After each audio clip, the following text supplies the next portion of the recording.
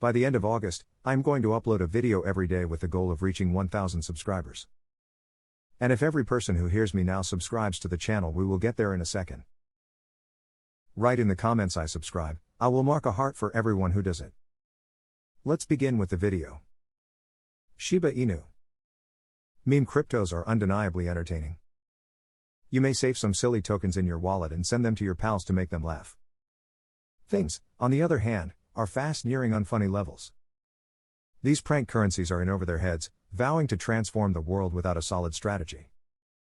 Shiba Inu is one of these tokens. It offers a whole world of DeFi fame, but it can't escape its meme status. SHIB has its fair number of proponents, like David Modell and Josh Enomoto of Investor Place, who believe that investors should take a risk on the cryptocurrency. Those prospective SHIB money, on the other hand, I believe would be better invested elsewhere. Examine the Shiba Inu white paper in detail. What is the currency's ultimate goal?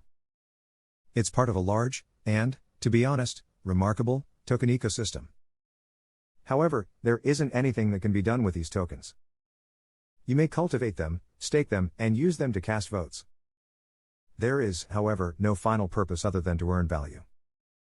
The cryptographic arbitrage model has an inherent flaw.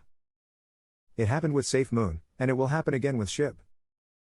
Investor opinion and trading volume are the primary factors that influence the price of a token whose sole goal is to increase in value. Tokens will be burned just as long as other users are genuinely moving tokens. What can you do if your interest wanes? Prices are either stable or declining. This model isn't long-term viable. The greatest thing you can do is cash in on whatever gains you've made before people tire of the dog-themed joke cryptos. Ethereum Classic. Unlike SHIB, Ethereum Classic is a cryptocurrency with real-world applications. With dApps on the Ethereum Classic network, users may easily and efficiently move crypto to other chains, spend crypto in real-world instances, and validate transactions. So, what is Ethereum Classic's drawback? It's all in the name, really. In 2016, a network breach resulted in the creation of Ethereum Classic. Following the breach, many individuals were dissatisfied with Ethereum's modifications to the blockchain. As a result, Ethereum Classic split off the Ethereum network and established its own network. Ethereum Classic claims to be the first Ethereum. As a result, it is substantially unaltered from how Ethereum worked prior to 2016, and it lacks all of the enhancements that the main chain has seen since then. Ethereum Classic is unsuitable for your portfolio for two reasons. One is that it has had 5 years to develop at the same, or even close to the same, rate as ETH. That hasn't happened.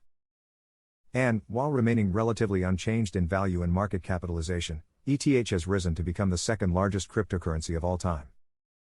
The Ethereum network is the Ethereum cryptocurrency. The writing is on the wall. ETH is now the main product, whereas Ethereum Classic is the diet option. The second issue, which derives from the first, is that most of the gains are speculative purchases by crypto pumpers. The cryptocurrency experienced the most of its gains during the peak of the meme coin frenzy, when investors were throwing money at everything to see what might take off. It certainly doesn't hurt that it bears the moniker Ethereum, allowing it to benefit from Ethereum's fame. BitTorrent. If you were a heavy internet user in the early to mid-2000s, you're probably familiar with BitTorrent. Users submit huge files to the site, which are subsequently shared and duplicated piece by other users. As a result, bigger data may now be transmitted without slowing down networks. In 2018, Tron, a blockchain media network, paid $140 million for BitTorrent and given it a crypto facelift. As a result, users may now swap BTT tokens for better download speeds, and they can also access the blockchain product DLive through BitTorrent. DLive is a blockchain-based content sharing platform that allows artists to monetize their work without having to share it with the rest of the community. The fact that DLive is a censorship-free content platform is its main selling point. Users may go to the site and look at whatever they want, without having to follow the restrictions and limitations of famous content platforms such as Reddit and YouTube. Staking on the DLive platform, where BTT stakers get 5% of all transactions, accounts for a large portion of BTT usage. Far-right extremists have flocked to the internet, dissatisfied with social media firms' harsh positions against extreme ideological material. Extremists were able to broadcast information into the Capitol on January 6 using DLive. As a result, DLive has implemented a set of standards and limitations on specific sorts of content on the platform. These rules, although commendable in their own right, undermine the goal of a censorship-free platform, according to Josh Enomoto of InvestorPlace. There isn't much on DLive that you can't already find on YouTube. As a result, users will revert to the more powerful and convenient choice. Because there would be less traffic, there will be fewer transactions, disincentivizing BTC staking and rendering its fundamental purpose essentially useless. Bitcoin Gold. Bitcoin Gold is the too similarly called hard split of Bitcoin from back in 2017, and it's another example of mistaken identity. Major hard forks seem to be becoming more prevalent 4 years ago. Because decentralized autonomous organizations, DAOs, were becoming less popular, communities with split factions saw one side branch off into its own coin. Bitcoin Gold was created as a means of making Bitcoin more user-friendly. Bitcoin Gold's creators claim that BTG will be a network for experimentation, allowing users to create goods while using a system comparable to Bitcoin's. The team behind Bitcoin Gold claims it is not fighting for the title of genuine Bitcoin, as Ethereum Classic may be doing with its forerunner. Rather, it emphasizes its role as a play area. The same name problem that Ethereum Classic has also one of the major concerns with Bitcoin Gold. It is benefiting from having a similar name, whether or not it is attempting to separate itself from Bitcoin. Indeed, during the peak of the Ethereum and Bitcoin bull markets this spring, etc. and BTG were trading upward in lockstep, indicating that investors were looking for bargain copies of the two crypto giants. These discount plays plummeted much more when Ethereum and Bitcoin crashed. Now that conventional plays are gaining traction, many cryptos are fighting to get back on their feet. When they continue to connect their identities with other, more successful digital currency ventures, I don't see these branch cryptos developing and establishing a reputation for themselves. Stellar Lumens. Stellar makes a compelling argument for itself. The blockchain network aspires to unite the globe by allowing users to transmit money to anybody, anywhere. Its ultimate objective is to provide a seamless mechanism for anybody, regardless of banking status, to send money abroad. Does this ring a bell? That's because Stellar is pursuing a goal that's quite similar to one of the world's most popular cryptocurrencies. Ripple's cryptocurrency, XRP, is 6 times bigger than Stellar and was created to facilitate international money transactions. Stellar sprang from the ashes of a Ripple employee who had left the firm. The main distinction between the two cryptocurrencies is their target market. Stellar aims to bring the unbanked together by providing a money transfer service to individuals who do not have access to standard financial institutions. Ripple primarily works with worldwide banks, allowing them to send money between clients at a cheap cost. When you compare Stellar to Ripple and consider the future of cryptocurrency realistically, it falls short. Ripple has a high level of performance, scalability, and cheap costs, and is forming partnerships with institutional clients all around the world. In addition, the network has a market capitalization of nearly $57 billion. Stellar has a market capitalization of about $9 billion. It does not have revenue guaranteed relationships. In one area of the crypto market, Ripple has all of the cards. It'll only be a matter of time until it starts providing services to people in addition to its institutional clientele, thus killing Stellar. As long as Ripple's case with the U.S. Securities and Exchange Commission is ongoing, Stellar can only wait and enjoy itself. SafeMoon. SafeMoon is an example of a shady movement that emerged during the height of the cryptocurrency craze. Yes, it's a meme coin in the same way as Shiba Inu is, but that's not why it's here.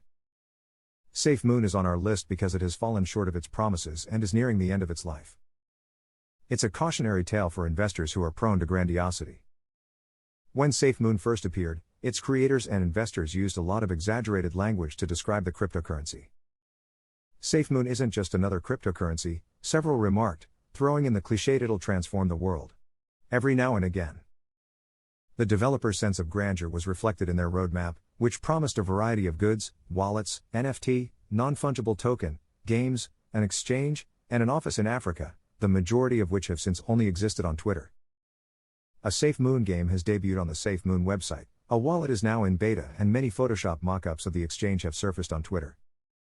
SafeMoon is the epitome of why having a product first is so important. Because of the token's promises, investors bought it, and now it's falling in value. It's really down over 160% from its all-time high. Do you ever buy a car based on a pencil sketch of the exterior? No, you put it to the test to determine whether it's the correct product for you. Cryptography works in the same way. Monero. Investors are very interested in privacy coins these days. With China's crypto crackdown underway and crypto rules being debated on Capitol Hill, it appears that the government will be looking into your cryptocurrency holdings. Those who are particularly concerned about this are investing in privacy currencies such as Monero.